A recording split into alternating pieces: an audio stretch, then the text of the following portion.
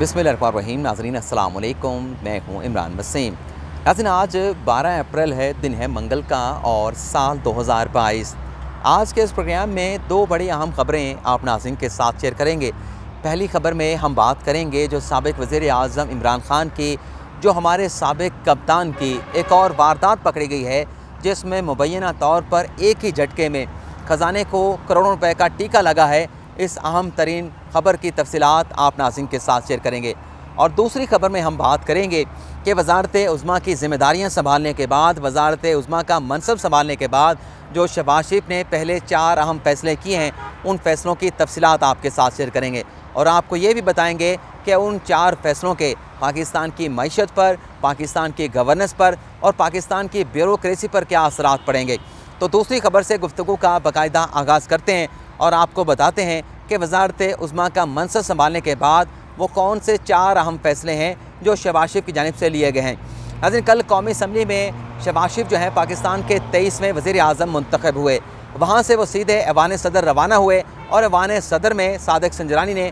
उनसे वज़ीर आज़म पाकिस्तान का हलफ़ लिया। और आज सुबह नाज़रीन 12 अप्रैल को शहबाज शरीफ जो है 7 बजे वज़ीर आज़म हाउस पहुँचे। वहाँ पर शहबाज शरीफ को गार्ड ऑफ ऑनर दिया गया। शहबाज शरीफ ने गार्ड ऑफ ऑनर का मुआयना किया और उसके बाद शहबाज शरीफ ने जो पहला हुक्म जारी किया, वो हुक्म ये था, वो फ़ैसला ये था कि अदम एतमाद की तहरीक के कामयाब होने से पहले और कामयाब होने के बाद सोशल मीडिया पर जो इमरान ख़ान ने अपने सपोर्टर को, अपने वोटर्स को एहतजाज करने का कहा था, हुक्म दिया था, और उन एहतजाज में और उन जलसों में, उन रैलियों में जो कौमी सलामती के इदारों के ख़िलाफ़, कौमी सलामती के इदारों के सरबराहान के ख़िलाफ़, जो army chief general Qamar Javed Bajwa के ख़िलाफ़, जो DGI lieutenant general Nadeem Anjum के ख़िलाफ़ जो झूठी कंपेन चलाई गई, जो झूठा प्रोपेगेंडा किया गया, उनके ख़िलाफ़ जो गलीज़ और घटिया ज़ुबान इस्तेमाल की गई, शहबाज शरीफ ने DGFIA को ये हुक्म दिया कि इस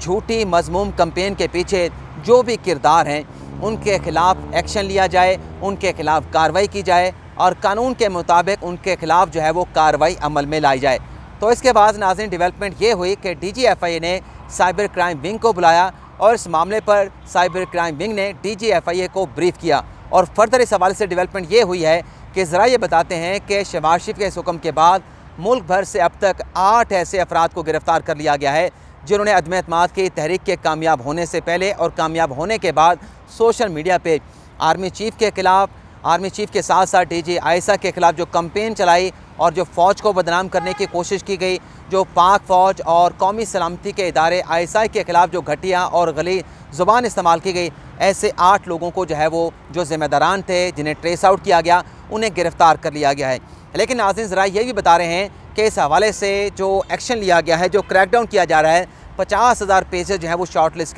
कर लिए गए हैं, जहाँ पर कौमी सलामती के इदारों और उनके सरबराहान के ख़िलाफ़ इस तरह की घटिया और झूठी और गलीज़ जो है वो कंपेन चलाई गई, गलीज़ ज़ुबान इस्तेमाल की गई। और फर्दर जो ज़राए हैं वो इस बात का इम्कान ज़ाहिर किए जा रहे हैं कि ये इख्तिताम नहीं हुआ, जो क्रैकडाउन किया जा रहा है, ये इस सिलसिले में मज़ीद भी आइंदा आने वाले दिनों में गिरफ़्तारियाँ हो सकती हैं। अब यहाँ पर आप जो साबिक़ हुक्मरान थे उनकी मुनाफ़क़त का आप इस तरीके से अंदाज़ा लगा सकते हैं कि इमरान ख़ान साहब ने हुक्म ये दिया था कि हम पुरअमन एहतजाज करेंगे और जो फ़ौज है वो तो पाकिस्तान के लिए नागुज़ीर है। और ख़ान साहब ने कहा कि फ़ौज के ख़िलाफ़ हमारे लोग जो हैं किसी किस्म का गलीज़ ज़ुबान या झूठा प्रोपेगेंडा नहीं करेंगे। लेकिन उसके बावजूद हमने देखा कि जो जलसे किए गए, जो रैलियाँ निकाली गईं और जो एहतजाज किए गए, उसमें कौमी सलामती के इदारों के ख़िलाफ़ जो है वो प्रोपेगेंडा किया गया। अमेरिका के ख़िलाफ़ मुर्दाबाद के नारे लगाए गए। लेकिन आज जब इस्लामाबाद हाई कोर्ट में हमने देखा कि मतीउल्लाह जान जो है वो शहबाज गिल का इंटरव्यू कर रहे थे, तो शहबाज गिल ने भी अमरीकी साजिश का जिक्र तो किया, लेकिन जब शहबाज गिल से मतीउल्लाह जान ने कहा कि अगर अमेरिका ने आपके ख़िलाफ़ साजिश की है तो आप अमेरिका मुर्दाबाद का नारा लगा दें, तो शहबाज गिल साहब ने अमेरिका मुर्दाबाद का नारा नहीं लगाया। आप यहाँ पे देख लें कि इमरान ख़ान साहब ने जो एहतजाज की कॉल दी उसमें अमेरिका मुर्दाबाद के नारे लगाए गए। लेकिन अगर आप देखें चूँकि अमेरिका में जो इमरान ख़ान के वोटर सपोर्टर हैं वो वहाँ पे आर्मी चीफ़ और DGI के ख़िलाफ़ तो गलीज़ और घटिया ज़ुबान इस्तेमाल कर रहे हैं, और अमेरिका के ख़िलाफ़ जो अमेरिका पर जो साजिश का इल्ज़ाम लगाया गया है वहाँ पर भी वो अमेरिका मुर्दाबाद के नारे नहीं लगा रहे। पाकिस्तानी पासपोर्ट को जलाया जा रहा है, लेकिन अमेरिका मुर्दाबाद का नारा जो साजिश का नाम लिया जाता है वो नहीं लगाया जा रहा। तो ये सबसे बड़ी मुनाफ़क़त है। अगर आप समझते हैं जो लोग भी समझते हैं कि अमेरिका ने पाकिस्तान के ख़िलाफ़ साजिश की है, आप पाकिस्तान के पासपोर्ट जला रहे हैं, तो तो अमेरिका में आप मौजूद हैं तो अमेरिका के ख़िलाफ़ भी नारे लगाएं, अमेरिका मुर्दाबाद के भी नारे लगाएं, तो आपकी बहादुरी का, आपकी जुर्रत का पता भी चलेगा। लेकिन नादरा से दरख्वास्त ये ज़रूर होगी कि जिन लोगों ने पाकिस्तान के पासपोर्ट जलाए हैं, दरअसल उन्होंने पाकिस्तान का पासपोर्ट नहीं, पाकिस्तान का कौमी झंडा जलाया है, पाकिस्तान के परचम को जलाया है, तो उनके खिलाफ़ जो भी कानून के मुताबिक एक्शन बनता है, हमें पता है कि कानून के मुताबिक एक्शन बनता है। आप पाकिस्तान के पासपोर्ट की तजरीर नहीं कर सकते, आप पाकिस्तानी होते हुए पाकिस्तान के सब्ज़ जो पासपोर्ट है उसको जला नहीं सकते, उसको फाड़ नहीं सकते। अगर आप ऐसा करेंगे तो कानून आपके खिलाफ़ हरकत में आएगा, आपके खिलाफ़ एक्शन लिया जाएगा। अब देखते हैं कि नादरा या जो इमिग्रेशन है, नादरा ने तो निशानदेही करनी है, एक्शन तो इमिग्रेशन ने लेना है, तो देखते हैं कि ये मुतल्लिका इदारे उनके खिलाफ़ क्या एक्शन लेते हैं। इस पहले फ़ैसले के बाद नाज़रीन शहबाज शरीफ ने जो दूसरा फ़ैसला लिया, जिसमें शहबाज शरीफ ने जो सैटरडे की छुट्टी है उसे ख़त्म कर दिया, और इस छुट्टी को ख़त्म करके शहबाज शरीफ ने मुल्क भर की ब्यूरोक्रेसी को ये पैगाम दिया है कि पाकिस्तान को जो माशी चैलेंजेस दरपेश हैं, उन चैलेंजेस का सामना करने के लिए, पाकिस्तान के माशी मसाइल को हल करने के लिए अब सिर्फ काम होगा और सिर्फ काम होगा। और सिर्फ ये नहीं, जो तीसरा फ़ैसला शहबाज शरीफ ने लिया वो भी ब्यूरोक्रेसी से मुतल्लिक था, और वो फ़ैसला ये था कि जो औकाते कार PTI के दौरे हुकूमत में तब्दील करके 10 बजे के कर दिए गए थे, यानी हालत ये थी कि जो PTI के मिनिस्टर थे और PTI के दौर में जो इदारों के सरबराहान थे, वो 8 साढ़े 8 बजे जो है वो अपने इदारों में, अपने महकमों में नहीं पहुंच सकते थे। तो इसलिए जो औकाते कार थे वो 8 साढ़े 8 बजे से तब्दील करके वो 10 बजे के कर दिए गए। तो शहबाज शरीफ ने दोबारा से जो सरकारी औकाते कार थे उन्हें 8 बजे कर दिया, और इससे भी ये पैगाम दिया गया कि अब ब्यूरोक्रेसी को काम करना पड़ेगा, और हफ्ते के 7 दिनों में 6 दिन जो है वो ब्यूरोक्रेसी को काम करना पड़ेगा।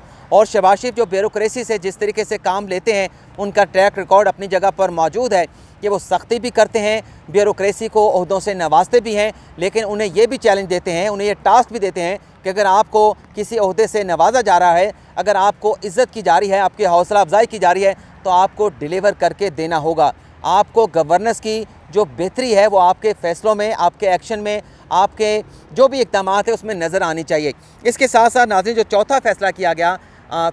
गया शहबाज शरीफ की तरफ से, वो ये किया गया कि अपनी पार्टी के मुआशी माहिरीन का इजलास बुलाया और उनसे तजावीज़ सिफारिशात तलब की गई, और इसी के साथ साथ जो मुल्क के दीगर मुआशी माहिरीन हैं, चाहे उनका जिस भी माशी शोबे के साथ ताल्लुक़ है, उनसे ये कहा गया है कि जल्द जो है एक समिट बुलाई जाएगी। मुल्क में जो माशी हालात हैं, जो माशी चैलेंजेस पाकिस्तान को दरपेश हैं, इस हवाले से वो समिट आने से पहले जितने भी माशी माहिरीन हैं वो अपनी सिफारिशात तैयार करें, अपनी तजावज़ात तैयार करें, जिसमें कलील मुद्दती सिफारिशात भी होनी चाहिए, तजावीज़ होनी चाहिए, और तवील मुद्दती भी सिफारिशात और उसमें तजावीज़ होनी चाहिए, ताकि पाकिस्तान को माशी जो मसाइल हैं उनका हल क्या है, इस हवाले से जो है वो हतमी फ़ैसले किए जा सकें। इसके साथ साथ नाज़रीन 2 और फ़ैसले भी शहबाज शरीफ ने किए हैं। एक तो कल वो कराची जा रहे हैं, जहां वो मज़ार कायद पर हाज़िरी देंगे, और इसके बाद जो कराची के मसाइल हैं, जो मुश्किलात हैं, जिसका हमेशा जो है वो MKM ज़िक्र करते हैं, जिनका रोना धोना होता है MKM की तरफ से, MKM के उनके जो मसाइल हैं कराची में जाके सुनेंगे,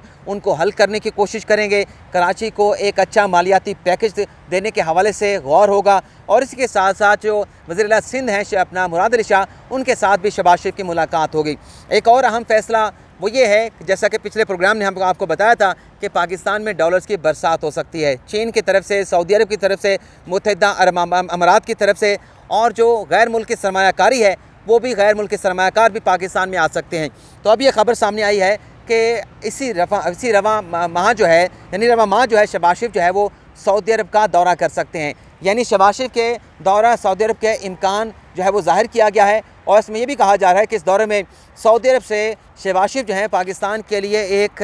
बेहतर मालियाती पैकेज हासिल करने की कोशिश करेंगे। वैसा ही पैकेज जो 2013 में साबिक वज़ीर आज़म नवाज शरीफ को सऊदी हुकूमत ने दिया था, और $मिलियन ऑफ डॉलर जो है पाकिस्तान की उस वक्त की हुकूमत को सऊदी हुकूमत ने गिफ्ट में दिए थे, तोहफ़तन दिए थे। ऐसा ही कोई मालियाती पैकेज है, ज़रा ये बता रहे हैं कि शहबाज शरीफ जो है इस दौरे में हासिल करने की कोशिश करेंगे। अब हम बात कर लेते हैं कि कप्तान की कौन सी एक और वारदात पकड़ी गई है। इससे पहले जो खान साहब की मुबैना तौर पे एक वारदात थी, जिसमें करप्शन भी सामने आई, जिसमें टैक्स की चोरी भी सामने आई, जो फ़िरोज़वाला में खान साहब और उनकी बहनों की जो 80 कनाल ज़मीन थी, ग़ालिबन 80 कनाल थी, 80 एकड़ थी, इसी तरह से फ़िक्र था। मैंने दोबारा उस प्रोग्राम को नहीं सुना, लेकिन उसमें हमने ख़बर आपको ये दी थी कि वो जो 80 कनाल ज़मीन खान साहब और उनकी 4 बहनों के नाम थी, बजाय इसके कि वो उसे फ़रोख्त करते 4-5 इंतकालों के ज़रिए, उसे 16 इंतकालों के ज़रिए फ़रोख्त किया गया। यानी उसमें मुबैना तौर पे टैक्स बचाने की कोशिश की गई, अपना भी टैक्स बचाने की कोशिश की गई, और जो ख़रीदार था वो ख़रीदार भी एक था, और एक ही ख़रीदार को बजाय इसके कि 5 इंतकाल दिए जाते, 5 रजिस्ट्रियाँ करवा के दी जाती, उसे 16 इंतकाल करवा के दिए गए, उससे 16 रजिस्ट्रियाँ करा के दी गई। तो इस सिलसिले में ना सिर्फ खुद टैक्स बचाया गया, बल्कि जो ख़रीदार था उसको भी टैक्स बचाने में भरपूर जो है वो मदद और सपोर्ट फराहम की गई। ये प्रॉपर्टी खान साहब को और उनकी बहनों को मुबैना तौर पे कैसे मिली, उनके हिस्से में कैसे आई, ये भी एक मुकम्मल दास्तान है, जो इससे पहले प्रोग्राम गालिबन 2 हफ़्ते पहले हमने किया था, जिसका थंबनेल मैंने ये दिया था, खान रंगे हाथों पकड़ा गया। वो अगर आप चाहें तो मैं उसका जो टाइटल है वो भी मैं थंबनेल में, इस प्रोग्राम की जो डिस्क्रिप्शन है उसमें मैं दे दूँगा। अब जो वारदात खान साहब की पकड़ी गई है, वो नाज़रीन जो तोशा खाना के तहफ़ की बार बार खान साहब से तफसीलात मांगी गई कि वो तफसीलात बता दें कि आपको गैर मुल्की दौरों में गैर मुल्की सरबराहान ने कितने तहफ़ दिए हैं, और उन तहफ़ में से वो कौन से तहफ़ हैं जो आपने अपने पास रखे हैं, उनकी मालियत क्या थी, और उन मालियत की मद में आपने कितनी रकम जो है वो ख़जाने में जमा करवाई है।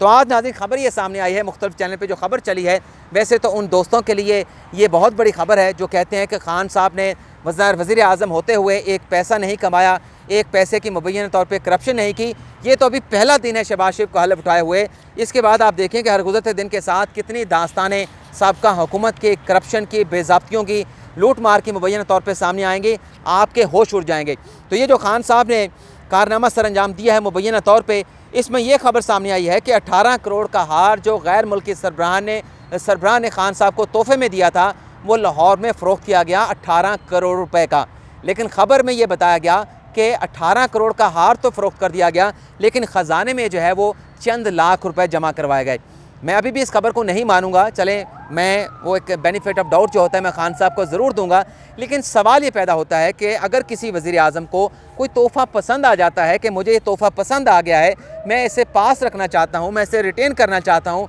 100 बिस्मिल्लाह 7 बिस्मिल्लाह, आप वो तोहफ़ा अपने पास रखें। लेकिन अगर मुल्क का वज़ीर आज़म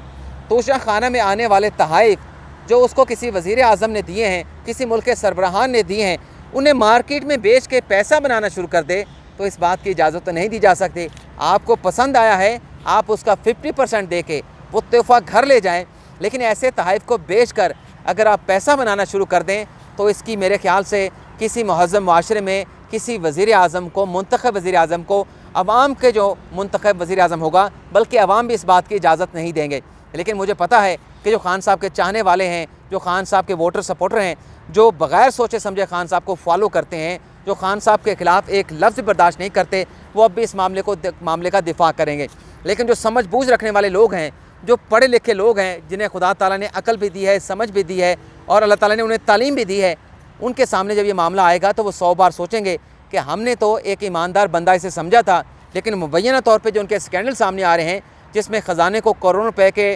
टीके लगाए गए हैं, जो फिरोज़ वाला की ज़मीन थी उसमें भी करोड़ों रुपए का टैक्स की मद में टीका लगा, यहाँ भी करोड़ों रुपए का टीका ख़जाने को लगा, तो इसकी बात इजाज़त कैसे दी जा सकती है? अगर आसिफ अली ज़रदारी के ख़िलाफ़, अगर साबिक़ वज़ीर आज़म नवाज़ शरीफ के ख़िलाफ़, अगर यूसुफ रज़ा गिलानी के ख़िलाफ़ तोशा खाना पर रेफरेंस बन सकता है कि उन्होंने गाड़ियाँ रखी, उन्होंने तहाइफ रख लिए, चाहे जो भी मान ली थी, उस वक्त का जो भी कानून था, कानून के मुताबिक ली गई थी। यहाँ पर भी 50% का रूल तो खान साहब ने बनाया था, लेकिन अगर 50% भी जमा नहीं हुए, और अगर 50% जमा भी हुए, तो 50% का तयन किसने किया, कहाँ से करवाया गया, ये बहुत सारे सवालात हैं। जैसे कि मैंने बताया कि आज तो पहला दिन है, शहबाज शरीफ साहब ने वज़ारत उस्मा का मनसब संभालने के बाद पहले दिन वो वज़ीर आज़म हाउस में आए हैं। आप आगे आगे देखते जाएँ कि ऐसी कितनी होशरुबा कहानियाँ जो है वो सामने आएंगी कि आपके होश उड़ जाएंगे कि हम जिन्हें लेकर आए थे, जिन्हें ईमानदार समझा था, उन्होंने करप्शन की, उन्होंने लूट मार की, उन्होंने बेज़ाब्तगियों की, और उन्होंने बैड गवर्नेंस की जो मिसालें कायम की हैं, वो आइंदा आने वाले दिनों में एक एक करके आप नाज़रीन के सामने आती जाएंगी। लेकिन फ़िलहाल आपसे इजाज़त चाहेंगे। अल्लाह ताला आपका हामी नासिर हो, दुआ में याद रखिएगा। अल्लाह हाफ़िज़।